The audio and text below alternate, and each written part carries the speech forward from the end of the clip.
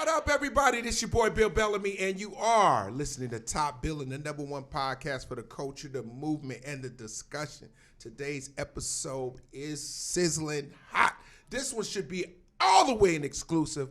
I have one of the most prolific sports journalists, television personality, biggest voice in sports, #1 show on ESPN, First Take. He is a writer. His memoir, Straight Shooter, bestseller in the game. I mean, the man is hitting on all cylinders, and he a real one. Always my day one, Stephen A. Smith!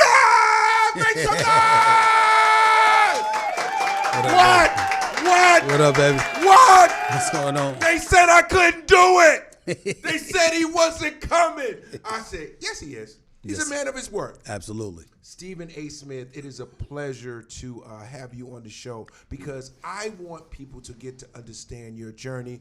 You know, I feel like as I've seen many interviews with you, I feel like we always get snapshots of what it takes to become Stephen A. Right. You know, they always think it's an easy ride. You know, starting out as a journalist for the Philadelphia Inquirer, first of all, shout out to the Bronx. He's representing NY all day, every day. No doubt. Shout out to the BX. But how did you become a journalist, and what made that be your role?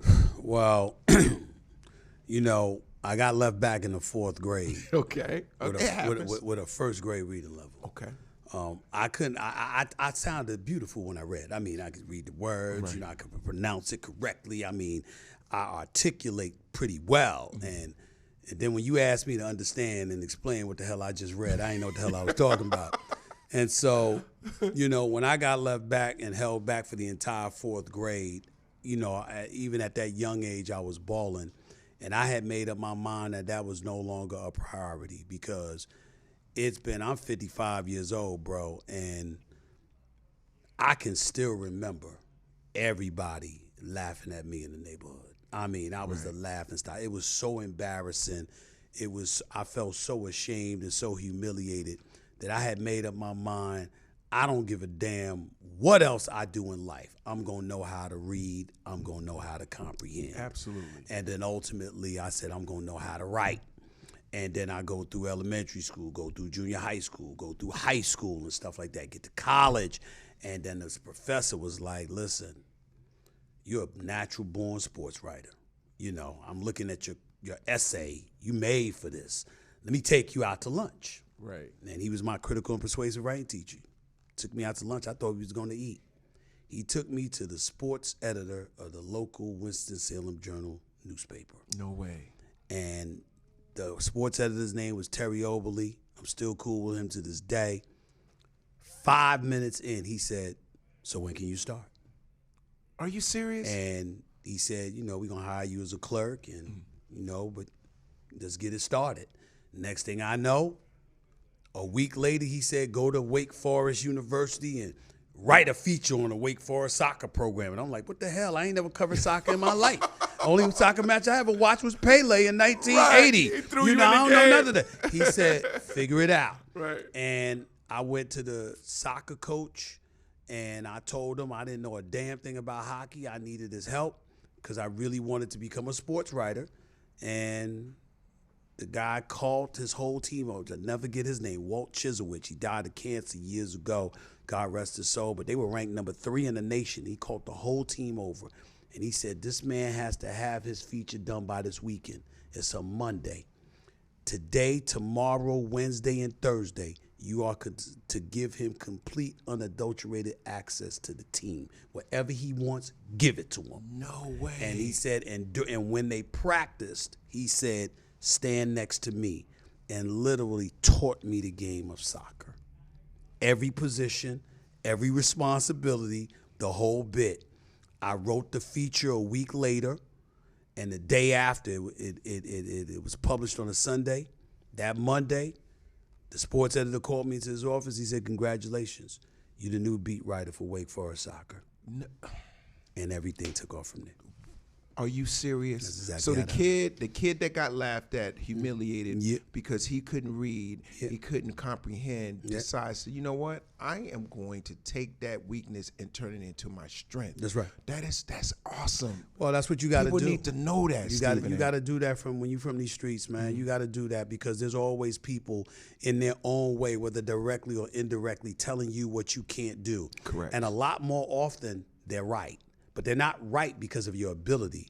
They're right because they sense your lack of hunger and your willingness to give up. And so if I demoralize you, if I make you feel bad, if I make you question who you are and what you made of and what that oomph is inside of you, I might be able to stop you. And guess what? It's not even so much that I want you to fail. I just want you to be on the level that I think I'm at because it's but so far I can go, and I don't want to look at you as above me. So I want to keep you here where I'm at so I feel big. Absolutely. You got that going on all day, every day, everywhere, and I pretty much knew that at a young age, and I said, hell, you ain't stopping me. And that's the thing that I feel resonates throughout your career because that little kid that was defeated for a moment, you put on a super PAC and you start fighting for your career and your dreams, right?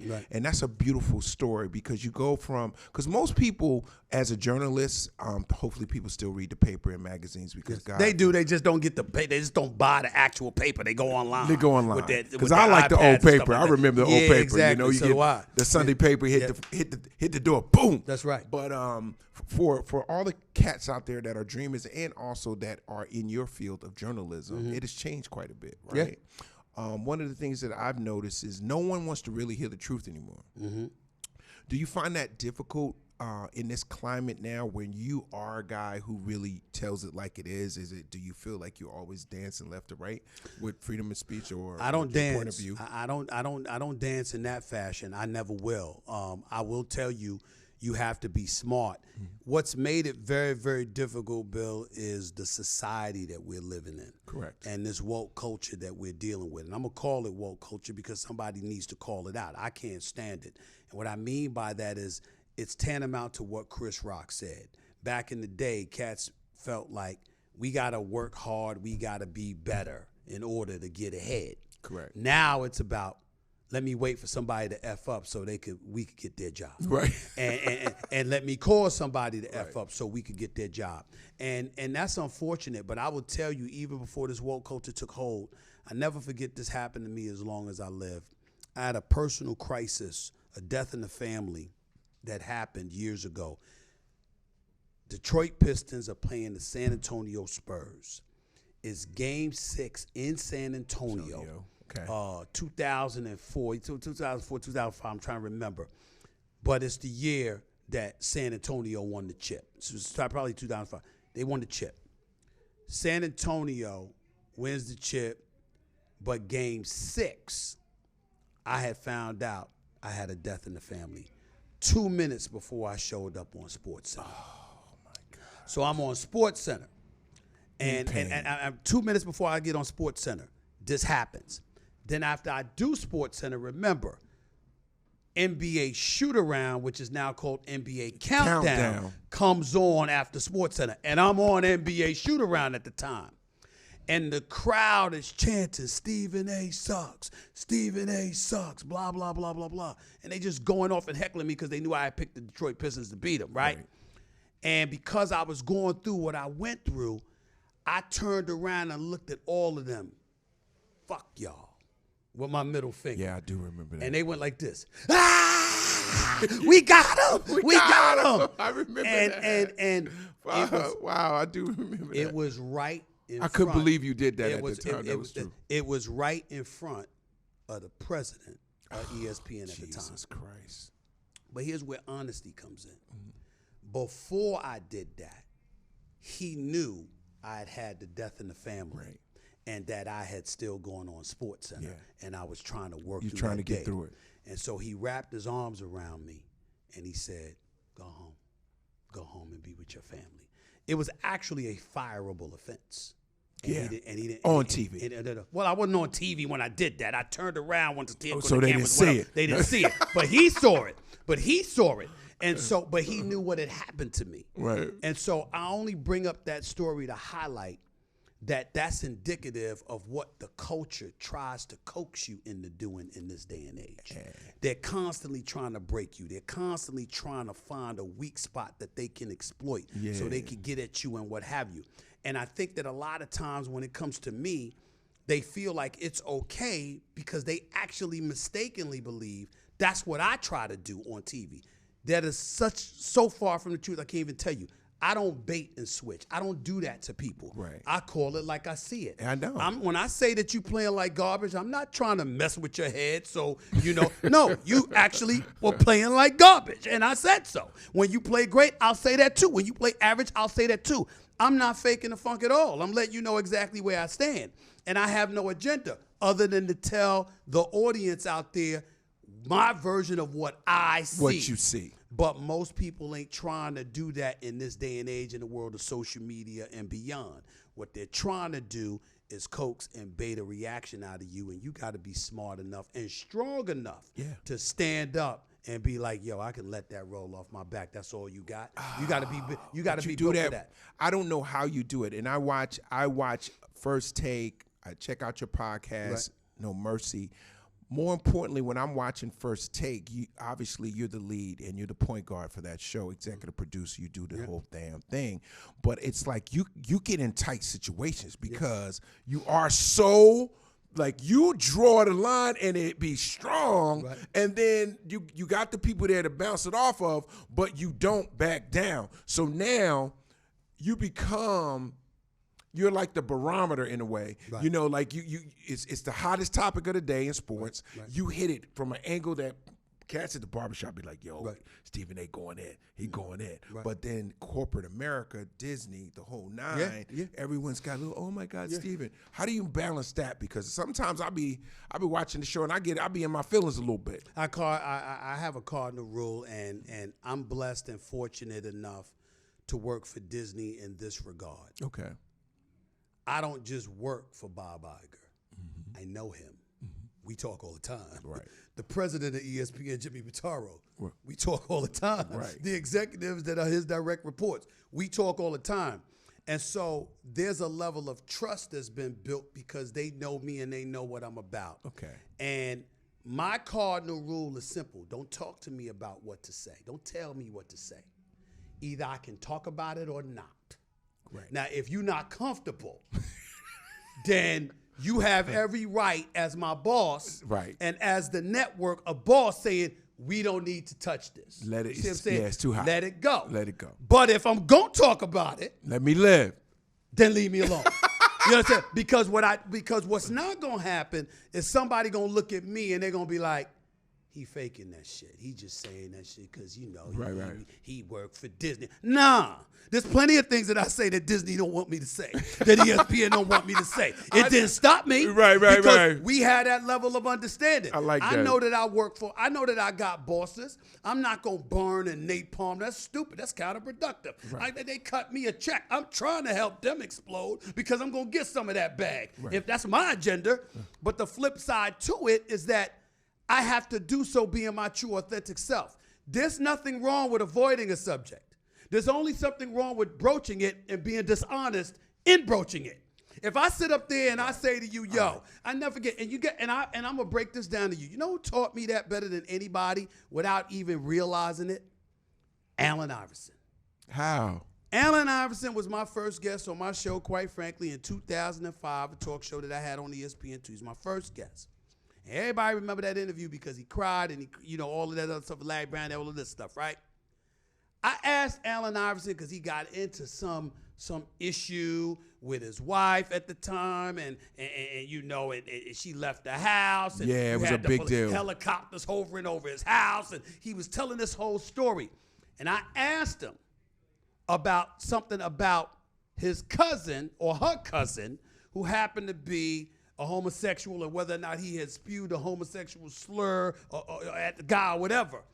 And AI said, I ain't talking about that because I can't be as real as I want to be about that situation. Cool. How much more authentic can you be?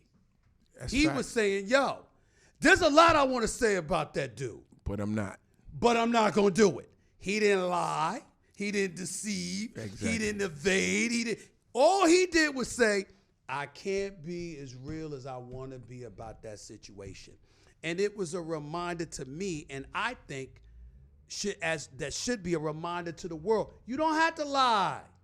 Right. You don't have to fake it. You don't have to perpetrate like you something you know. You don't have to do all of that. All you have to do is say, I'm not speaking on that because I can't be as real as I want to be about that situation.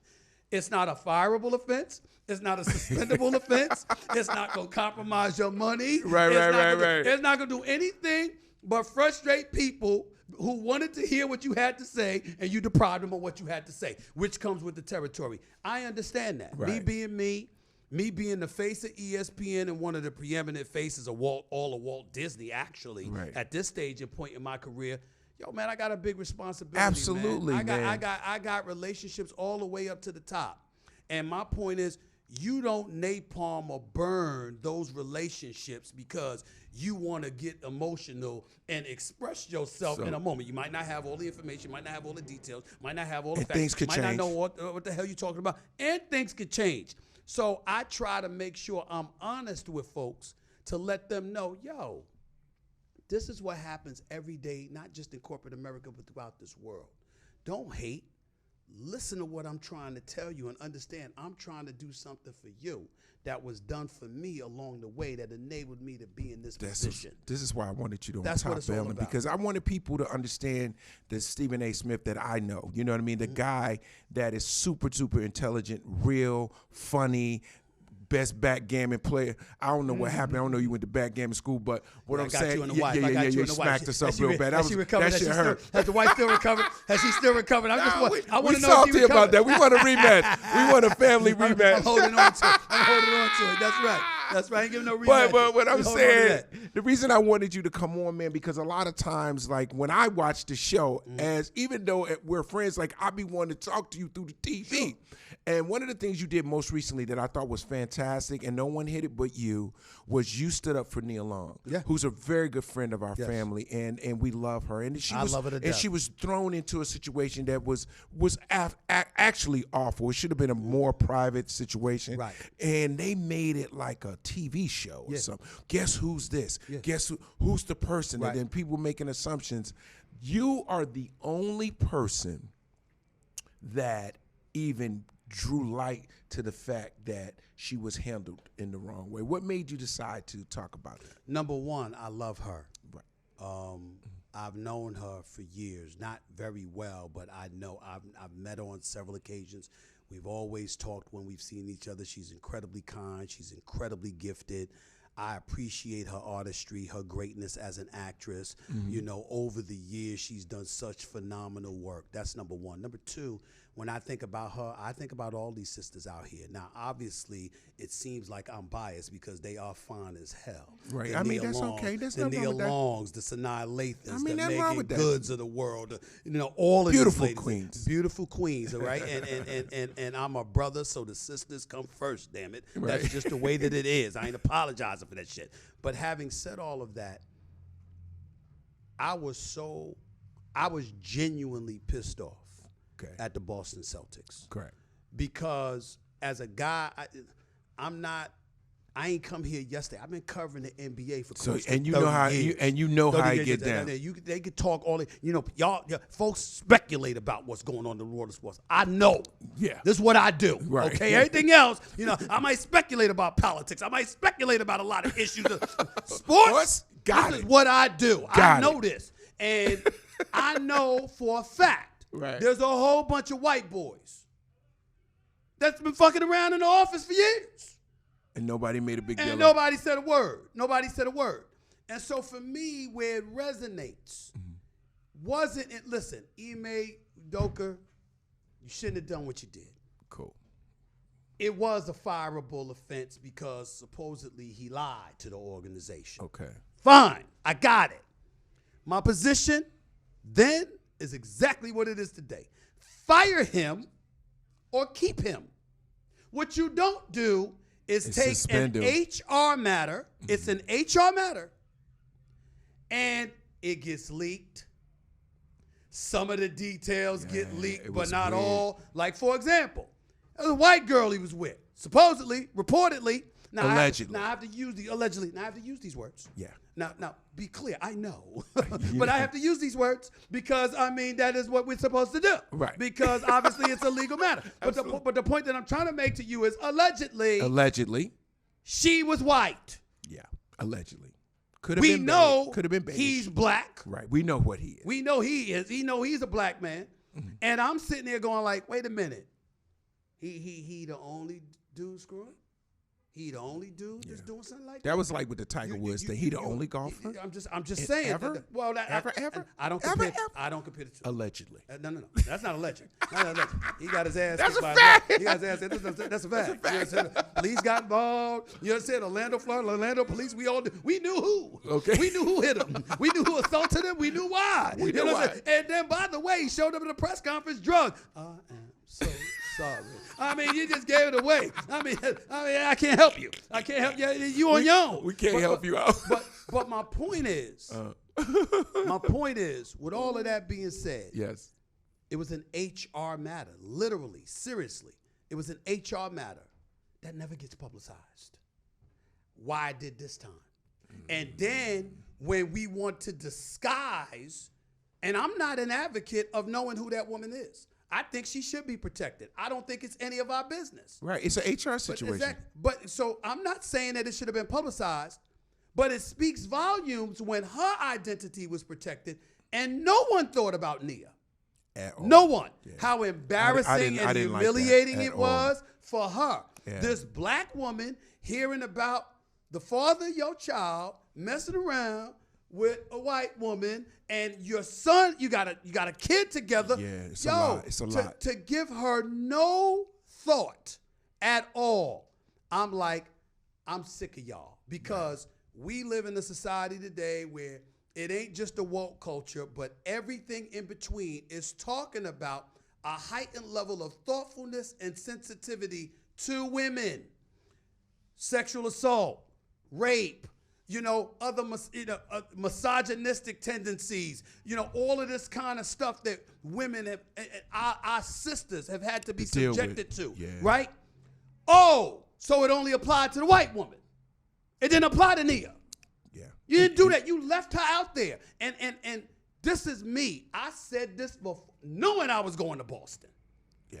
Yeah. I was the first time I said it months ago, I was en route to Boston. That's why I love you, because I wanted to make sure they knew what I said, and I was coming to but town. It's a fact because it's messed up. But the thing that I thought was really weird, and we'll move on to the next subject about it, was that it was personal. Yeah. I kind of know a little stuff too, Yeah. you know what I'm saying? I just think it was a personal situation, an organization to humiliate somebody, to boom, boom, boom, because they could have fired him, but they didn't. That's right. We're gonna hold you indefinitely. Right. And like you in suspended animation, like, you right. Stuck, instead of either firing him so he can get another job or X, Y to the Z. And so it was just handled bad. Listen, it was handled bad. It was handled badly in our eyes. Mm-hmm. It was handled exactly the way they wanted to handle it in their eyes. Facts. Which made it worse. Mm-hmm. And so it wasn't mishandled. It was intentional. And you were so committed to getting at him that you threw his family under the bus. And to me, I'm never letting that go. Ever. The Boston Celtics, for me, will forever be synonymous with that situation. Because it shows the character of how they moving. I'm not letting that go. And that's the thing that I think is really, really wonderful about who you are and what you stand for. I feel like there's a part of you that fights for the underdog every day. I feel like you represent very, very well, even though, every now and then, you have everybody in a frenzy, and the barbershop cats be mad at you one day, the next day they love you. They'll get over it. They'll get over it. But one of the things that I feel is unfortunate about sports is they so soft with, like, feelings, like cats back in the day, either come back at you or whatever. Now everybody's in their feelings on social media. They're hitting you, this, that, the other. Does that in any way affect you when you know it's going to be a controversial topic? You're like, I'm jumping. You're like, I'm going in. Because I've never seen nobody jump on the Cowboys like you. Well, first of all, It's not I've the never Cowboys. seen it in my life. It's not the Cowboys. It's their damn fans. When I say they're the most disgusting, nauseating fan base in American history, I mean it. I totally mean it. I mean, they could go 1-15. They don't care. The season ends on January 10th. At 7 p.m. and by 7:15, we're going to the Super Bowl next year, right? I mean, they don't ever think they're gonna lose. They don't take an hour to smell this shit. I mean, they are just Cowboy but fans. They're America's team, though. But I will say this: it's all in fun. Yeah, it's fun. It's all in fun. It really, really is. I love getting at them as it pertains to the athletes being quote unquote soft mentally and emotionally. I don't say that about them because I know what it is. Right. They think they're being slick. It ain't about that, Bill. It's about the dollars. See, everybody's a brand now. Oh, okay. And so what happens is any little thing that they believe potentially compromises their brand. They have a problem with that. Yeah. It's not that people are talking about them on social media. It's that they're on social media trying to sell people on what they want people to buy. Figuratively or literally. And if you threaten to compromise that in any way, you a hater. That's what that's about. And so because of it, I don't get caught up in it. And here's the funny part. Here's the most hilarious part of all of this. What's that? These cats will walk around, right? And they think that not talking to me hurt your feelings. Hurts me. They really you give do. zero fucks. I think you give zero fucks about. No, it's worse than that. It's worse than that. It's worse than that. You know what they don't miss? What? You've now made my job easier because I don't have to be accountable to you because you don't talk. It's easy. It's easy. I don't have to go. When I was a reporter, when I was an insider, I had to go in the locker room every day. I had to cultivate resources. I had to network. You understand what I'm saying? Yes, sir. Create context, all that other stuff right there, and break stories and all that. Now you got cats, their definition of breaking stories is hearing somebody speak about it on Twitter. So let me write about it now. And that's popular and it gained the most clicks. So I resonated. They ain't doing no damn work. Yeah. That ain't no real work. Yeah, that ain't. Adam Schefter's working. Yeah. Okay. Yeah. Okay. Adrian Wojnarowski is getting it. You know, Shan for Yahoo. I mean, those brothers are working. But folks that are quote unquote reporters that are supposed to be giving you information, what kind of work are they really, really doing if you're waiting for people to react on Twitter? And the players, in my opinion, are foolishly falling for it. By not talking to them, you empower them to speculate. Yeah. And give a perspective without ever talking to you. You know how easy that is? Yeah. So no one thinks of it that way, though, Steven. My nightmare, man, Kobe, God rest his soul, CP3, D-Wade, you know, Shaq, your cuz, a few others, man, Oakley, and yo, you better know what the hell you talking about when you mention their names. Yeah. They will, ain't no hanger-ons, ain't no publicists, right. no agent. They will call you themselves. Directly. Kobe, fuck did you just say? Call me. You know what I'm saying? Right. Don't avoid me. Call me. I'm like, oh, Lord. Damn. I like that. Yeah. What I do, man. What I say, man. Yeah. You know what I'm saying? I mean, it's like that. But you have those kind of relationships, Steven. I mean, you've been in the Not game with forever. everybody, but what I'm saying, right. this is what is dope to me and why I wanted you on Top Billing, because it's very few people that have been able to balance it all, like where you are still entrenched in the culture. Yep. You are a part of our culture, sports culture. You are the face, okay? We rely on your honesty. We rely on your point of view. We like to fuck with you, play with you, tease you, because you can take it and you go back and forth, That's right? But the thing about it is no one is giving you your flowers for how you're doing it. Simultaneously being very meticulous about what you jump on, what you fight for, what you stand on in the midst of a fire. Because I see cats always jump on you between Michael Jordan and LeBron, right? Cats jump on me with this Mike Jordan. We all have the debate depending on what side you're on. Right. Obviously, Mike is the man. That's right. Or whatever. There's not a debate here. It's nothing to talk about. No, but I always tell people, LeBron is not going to get his true flowers until he's no longer playing. See, now we're treating him a certain way because he's still playing. We're judging numbers. He missed that foul shot. We nitpicking LeBron on his greatness. But when people are not going to appreciate till they don't see it. That's my opinion. Do you feel that way? No. Or no? No. Because I think ultimately you have to look at the fact that he lost 6 NBA Finals and Michael Jordan lost 0. You have to look at the fact that Michael Jordan has never even allowed an NBA Finals series to get to a Game 7. You have to look at the fact that Michael Jordan is a 10-time scoring champion. LeBron had it once. Michael Jordan is a 9-time all-defensive NBA player. You understand? He's got about 4 times. I mean, what can you say about that? There's nothing to say. Talk about. And here's the thing. And here's the thing about the whole LeBron MJ comparison. LeBron, on its face, meaning his all-around attributes, may very well be a better basketball player. Right. He's not the greatest winner.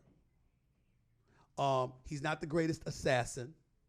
And there is no one that knows anything about the game of basketball with the money on the line that wants to take LeBron James and say, MJ, move aside. There ain't a damn soul that would do that. We know what time it is. Right. So they could get technical. Oh, he handled the ball better. Oh, he passed it better. I mean, he's 6'9", and he rebounded. He's stronger. He rebounded faster than everybody. Yeah. And he could defend the opposing centers as well as guards and all of this other stuff. MJ just won. And when you were the Bob Knight, former great coach at Indiana University, who coached the 1984 Olympics, right, said it best. He said, you draft Michael Jordan. They sit up there and say, but what if you need a center? He said, you draft Michael Jordan and put him at center. You understand what I'm saying? Because he talked about a fervor inside your soul. It's just something about Mike that you just don't teach. You don't teach what Kobe had. You don't teach what Mike had. Yeah. You give Mike praise over Kobe because Kobe got it from MJ. Right. You see stuff like that. You understand it. If you don't understand, you don't know, you don't know. And that's okay. Now, that doesn't mean that LeBron isn't great. I got him number 2 all-time Mount Rushmore. That's why I used to put that ticker on First Take. Yeah. Great father, great husband, yeah, great producer, great director, great writer, great actor, great businessman. Is there anything that we missing? Because it's like him and his camp have you believing it's an insult to him to not have him number 1. Thousands upon thousands of players have played in the NBA since 1950. Yeah.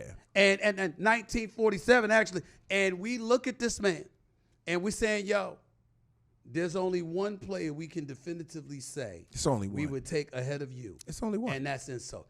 That's you being emotional. I got a spot for you on soap opera on General Hospital. I got a recurring role on General Hospital. I know the executive producer personally. Help you out here. I watched him in Trainwreck. He's a damn good actor. Right. You know, guess what? I can talk to them if you want to go soaps. You'll do a good job. Because if you think that that's a reason for you to be caught up in your feelings, him, Rich, Paul, Maverick, all of them, hell with all that. I ain't got time. You ain't I love all of them, but I don't have time. But speaking of having time, your New York Knicks is having a run that we've waited 20 years to have. And I like you being happy, Steven. Well, I mean, you have you look like you in the morning now. Special. You look like you had some blue and orange tea. You know, I got my face through my face is looking smooth and shit. Shaved twice. All of that, that's right. I'm feeling good because the Knicks are relevant. They're relevant, finally. And I appreciate that because, damn it, I've waited long enough. Yo. They won a first-round playoff series in 10 years until this last one, but Miami's going to be tough. It's going to be tough. We got Jimmy Buckets out there. Jimmy Buckets ain't no joke. He is no joke. He's no joke. Neither is Bam Adebayo. I've never seen anybody who exudes real dog better than Jimmy. No, he is something special. I mean, he's not going. He came from nothing, bro. Listen, he is so rugged and such a all around just pound for pound basketball player with the integrity and the type of tenacity of a Ronnie Lott. Or give me a middle linebacker that was just, I'll give you Ray Lewis. Yeah, Ray Lewis. Like Ray Lewis. He's Ray Lewis playing basketball. He don't do a lot of talking, but he hit hard and he gets you buckets when you need it. Why isn't he considered a bigger superstar in the NBA? Because he doesn't do it all the time. Okay. He's capable of doing it. Okay. But he picks his spots. And, true greatness is what you display over and over and over again. Okay.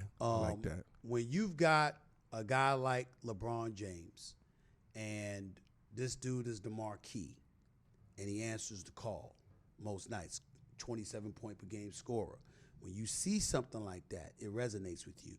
When you see a Michael Jordan who is the man, and I mean, he was every night. He was bigger than everybody but Michael Jackson, and some would debate that, you know. And somehow, some way, he's exhausted and tired and stuff like that. But they got a game in Canada, and he shows up and he drops 30 plus because he knows that Toronto is an expansion franchise at the time, and that state, that country, they're looking for him. They want to see him, right? You know, and he shows up just because they wanted to see him. When Kobe is like, sitting out ain't no option, playing with an injury, you got to take me down because New York's looking for me, and you know, Miami's looking for me, and Toronto's looking for me, and DC, and everywhere I go, they here because of me.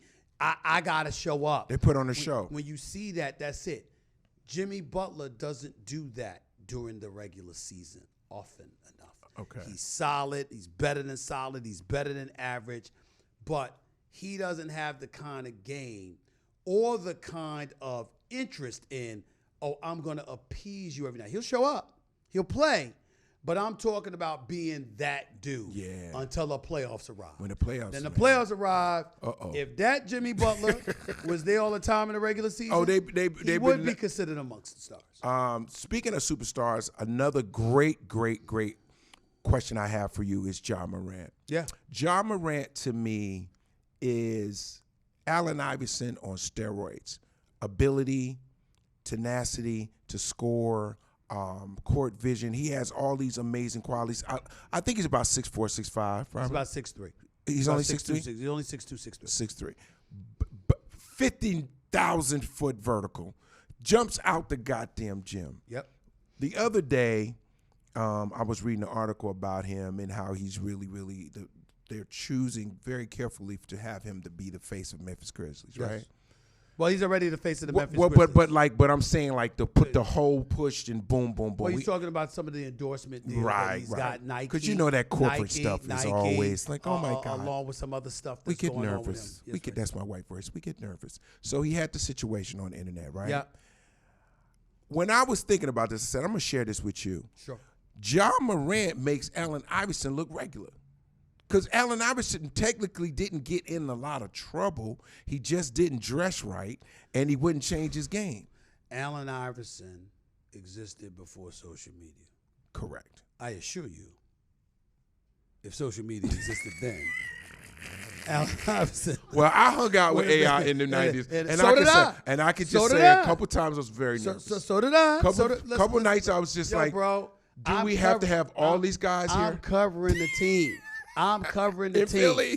In Philly every day. I covered Allen Iverson the first. The real AI. The real AI. Okay. I covered him every day. Every day. Do-rag at the game? Every day. Braids? For the first 8 years of his career. Oh, my goodness. Every day. So you got the real. That's my brother. You know, that's my I love that's Bubba my Chuck. dog. But let me tell you, hanging clear. out with him in the 90s, like, listen, we didn't have social media, but I'm going to be honest with you, but what the NBA was messing with him about was kind of trivial compared to how guys dress now. They go to the games. Everyone's fashion forward. There was like, because I remember vividly, David Stern changed the dress code because of Allen Iverson. Well, that had something to do with it, but there was more to that, and I'll tell you what it is. Mm-hmm. First of all, when you think about Allen Iverson, let's understand that I was the beat writer for the team. For the Philadelphia Inquirer, covering the Philadelphia 76ers. And when I wanted one-on-ones with AI, it was 3 in the morning, 2 in the morning, 2:30 in the morning, 3 in the morning. Damn. At the club. You doing your interview in the club? Excuse me, I'm talking to Allen. I mean, me talking. No tape recorder. What? Hey guys, talking to Allen right now, trying to get my piece. Me and him rapping. Okay. You know, now you saw AI say a lot of things. Right. What you never saw AI do was when I wrote a story, AI sat up there and said, "Nah, I don't feel that way. Nah, I ain't say that." I ain't never see that. No, you didn't. Because I spoke to him. Absolutely. Directly. You know what I'm saying? And I got the cue from him. He told me not to say nothing. I ain't say nothing. He told me I could say something. I said something. Very simple. Honor that code. But I'll tell you this. When you look at a guy like Ja Morant, and you see what the Memphis Grizzlies are doing, this dude is a superstar. Period. Now, they just didn't play that way. They just got their ass kicked by the Lakers. They got their ass kicked. Yeah, they did. That was a beatdown. But that All right, was no, I'm not letting them go. I'm not letting them go. Okay. You chirping. Okay. See, you chirping. Okay. I'm not talking about him. I'm talking about all of them. Right. Ja Morant, I'm good in the West. Remember that quote? Yeah. You good in the West now? We ain't worried about nobody. No, we good. Dylan Brooks, I poke bears. Yeah. I don't respect nobody unless they give me 40. and LeBron did him one better. He didn't give him 40. The whole team. The whole team gave him 40. And LeBron gave him 20 and 20, that's right. and that's 40. And then by the way, then turned around and does something LeBron never does. They won the series. He got up and left. He never shook their hand. Because you were disrespectful. You don't know your place. Correct. Now they talking how reports are Memphis is done with Dylan Brooks. He out of there. Why? I mean, wasn't he? Because you chirped. You brought negative attention, and you didn't back it up. Okay. And you can't back it up. See, there's limitations. Okay. Had Ja done that, Ja, could you really work with us here and, try to refrain from, please refrain from doing that in the future. I mean, that doesn't work for us. That's about as far as it goes. But when you Dylan Brooks, you ain't got that kind of cachet. See, Katz stuff like that. Katz don't understand. When you want to be the villain, right? Yeah. The villain only works when you can back it up. That's right. Okay, Dennis Rodman. That's right. Dennis Rodman. Rebounding demon. Let me tell you something about and that. a defensive. I don't know about you. I don't know if you ever hung out with Dennis Rodman. I never tried. Let me tell you something. I've been I in the didn't same mean spot to. as him, Let me but I tell you got the hell something. away from him. Listen to me. I I did saw. not mean to, but it was just stars lined up. I'm in the club. I don't know if you remember. Was it in back in the day? Was it Crazy Horse? Was it no? What was it? Something. Biggest nightclub in Chicago. We talking. I seen Dennis Rodman. I don't want to say anything crazy. Allegedly drank about 17 shots of tequila in front of me. I had one, but allegedly it wasn't like maybe it was 9,000. But allegedly it was 17. Well, you know why it didn't matter? Why? Because just like MJ said, he'd get on a practice court the next day and outrun everybody. Bro, that's what I'm about to say. The next night, I was in Chicago shooting Love Jones, right? He had 18 and 20-something crazy. Some crazy number that he didn't even want to shoot the ball. He was doing putbacks. And kicking the mic. All he wanted to do was rebound and defend. That's it. That's how that works. Rebound, defend, and wave at the crowd. Now, if Dylan Brooks and throw on a wedding dress and do everything antics and still go back and get them numbers. Now, if Dylan Brooks was able or had the ability to put up numbers, we wouldn't be talking. We wouldn't be talking. We wouldn't be talking. And that's what you got to let dudes know, but they don't want to accept that. And so it's easy to adopt this bunker mentality and be like, fuck them, man. They ain't for us. They against us, blah, blah, blah. No. You think you that important for people to plot to be against you? You're not. The fact of the matter is that you get paid to play basketball, ball. Right. We get paid to comment about it. It's what we do. This is what we do. It's money for everybody in this, all right? Mm-hmm. It comes in different ways, but it's still green. And that's just the way it goes. And people got to accept that and move on. As Stephen A. Smith now, where you are in your career and where you have literally solidified yourself in the culture, is there any new things that you want to add to your portfolio? If we were to look at your career as a portfolio, what would you want to add to it? You mean you're an author? Several things. Okay, go ahead. I'm an author. I'm a New York Times bestseller, so I've achieved that. Mm-hmm. That bucket list has been achieved. That item on my bucket list. I want to do late night because I want to create opportunities for other folks, and I want to celebrate our culture. Mm-hmm. And as a star of a debate show, you got to be rambunctious at times, belligerent at times. I think that's just you. Piercing and all that. That's a part of me. I'm not faking. When you beat me in backgammon, you was very rambunctious. I wasn't hostile. I wasn't mean. No, I wasn't anything. You were just rambunctious. I was just having a good time. Excited. I was just having a good time, man. I was just having a good time. I beat you. I was like this. Beat you and the wife. Let's not leave her out. She lost two. It's a team sport. Let's make sure it's a team. The whole family lost. The whole family lost. Okay, and I loved it. But I'm just saying, man. It's like, yo, I want to celebrate the Yes. greatness emanating from our community in all facets. Hip hop artists, musicians, actors and actresses, folks in my industry. The list goes on and on. Of course, the comedic world, because there's a lot of dope comedians out there that I want to get shine, because laughter is so incredibly important, man, and it alleviates a lot of things in life that ails us all, man. When you can laugh and get a real good laugh in, that's incredibly powerful, and you can never underestimate that. But I also started my own production company. I'm going to be producing scripted and unscripted content.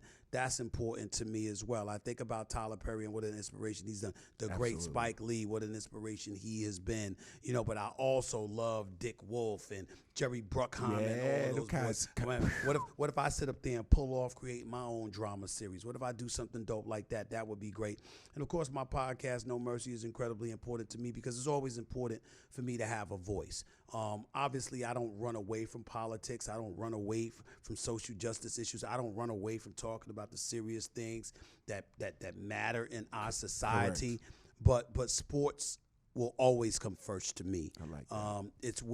It's what has made me who I am. Yeah, we love you in this. I'm never leaving as long as the sports industry will have me. I'm never leaving. Well, I love that, man. And I know we have to wrap it up, but listen, man, on our show, we always have fun with our guests, and this is a very fun section of the show called All Facts. Okay. And I just hit Stephen A. Smith with a really great question. You just got to give me all facts. I mean, you was honest with I say AI. all facts, or I'm saying all facts. What's my or what? You got to tell the all truth. All facts or what? No, it ain't no or what. You just got to tell the truth. Okay, got and you good at that. Cool. All right, That's cool, what I cool, do. Cool. That's what I do. All right, right now. All right. Lakers and the Warriors are in the West Coast. Warriors in 7. You got the Warriors. I got the Warriors in 7. Lakers can beat them. Mm-hmm. Lakers can beat them, but they damn sure shouldn't be the favorites. Steph Curry has had LeBron James number for quite some time. Oh. LeBron averages better points, rebounds, and assists, and actually shoots better from the field than Steph Curry does. Steph Curry shoots better from three-point range. But 3-1 in championship matchups against LeBron James. That's Steph Curry. Okay. The greatest shooter that God ever created. All facts. And you got to do it both ways. If Steph Curry wins another championship, does his legacy supersede LeBron's? He'll have more championships. I genuinely don't know the answer That's to that a tough question. one, right? It's tough. No, but I would tell you it's a worthy discussion. It's a worthy discussion. Okay. Because not only will he have more championships than LeBron, he will have beaten LeBron 4 out of 5 times. How can I take you and put you over a dude you've lost to 4 out of 5 matchups? Yeah. That's a difficult thing to do. I don't know if I could do that. Right, because it's so many angles on it, right? Right. Okay, what about the other way? If LeBron wins another championship? If LeBron wins another championship, I think LeBron is cemented not only as the second greatest player in the history of basketball, I think it's a worthy discussion of him and Jordan, because he will have pulled it off in his 20th year with a team that nobody assumed would do it. Correct. And to pull it off at age 38, going on 39, if he is 39 already, in his 20th NBA season, averaging better than 25 a game along the way. I think that out of sheer respect for him, even if you don't believe it, it warrants a discussion. I mean, that would have the barbershop on fire. Being the greatest Yeah. I agree. And one more. All facts. If KD wins a championship in Phoenix, what would that do for his legacy? It would help immensely because he's considered a mercenary. I have no problem with KD. I think when healthy, KD's the best in the world. But the fact of the matter is he hasn't looked it in the first 2 games of this series against Denver. Denver looks like they're about to take Phoenix out of here, which means that Kevin Durant with Devin Booker, Chris Paul, and DeAndre Ayton as his teammates will get bounced out in the second round of the playoffs. Nobody predicted that. And at a time when LeBron and Steph are going up against one another, and you get taken out by Jokic and Jamal Murray, even though they're stars in their own right, a lot of people believe that was not supposed to happen. Right. And so as a result, I think that would hurt KD immensely. But if he won it, it would help him immensely. It wouldn't put him in LeBron, Steph Curry strategy. But it'll get a couple of the haters off his back. No doubt. Yeah. No doubt. Stephen A. Smith, you are my guy. Continued success. Keep repping us every morning, man. I see you probably like twice a day. Sometimes I get you, and then I come right back at noon. You know how I do, man. Listen, man, I appreciate you, and I really want the Knicks to do something magnificent. So this is a part of the wave that we're not going back. I just want them to be relevant and don't dip. Don't make the playoffs like you did 2 years ago and then nosedive like you did last year. Right. Stay here and ascend. If you do that, I'm good. Well, we crawl before we walk. I get all of that. I get it. But just don't dip. All right. We good? We good. All right, ladies and gentlemen, on top billing, my man, Stephen A. Smith. On top billing, the #1 podcast for the culture, the movement, and the discussion. We out of here! Yeah! It's not a game. It's not a game. Top billing, my brother. Always. You're here. I'm here. I gotta get me some glasses. Listen, I gotta get me some Stephen A. Smith glasses. Top billing, baby. He's in the building. Yes, I am.